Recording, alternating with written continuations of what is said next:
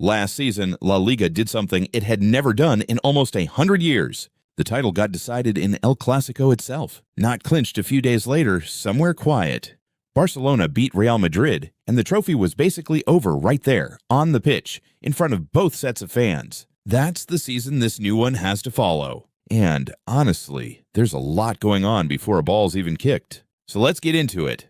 Quick bit of context first, because it actually matters here. La Liga started all the way back in 1929. 10 clubs, home and away format, nothing like the spectacle it is now. And Barcelona won that very first title, beating Real Madrid by just 2 points. That's genuinely where this whole rivalry begins. Almost 100 years later, and it's still coming down to fine margins between these two. So here's what actually happened last season. Barcelona beat Real Madrid 2-0 in El Clásico, and that result alone was enough to secure the title with 3 match days still left to play. Not even close to the end of the season.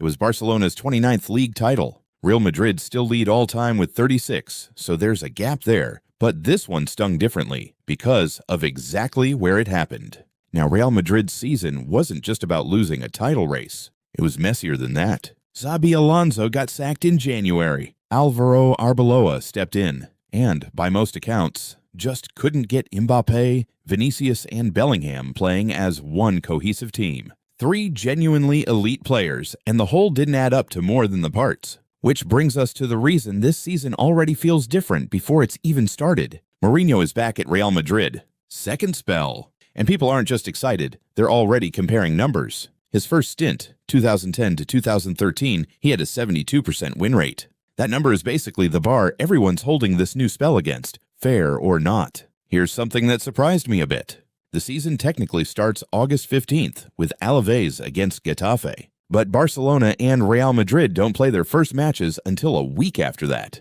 because of World Cup call-ups.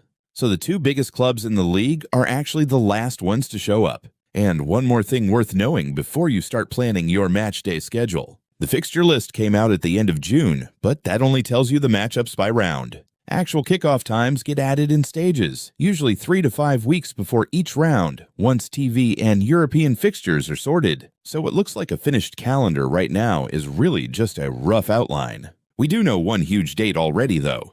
The first Clásico of the season is October 25th, Barcelona hosting Real Madrid. After what happened last time, these two met in this exact fixture. That date's carrying a lot more weight than a normal early season Clásico usually would.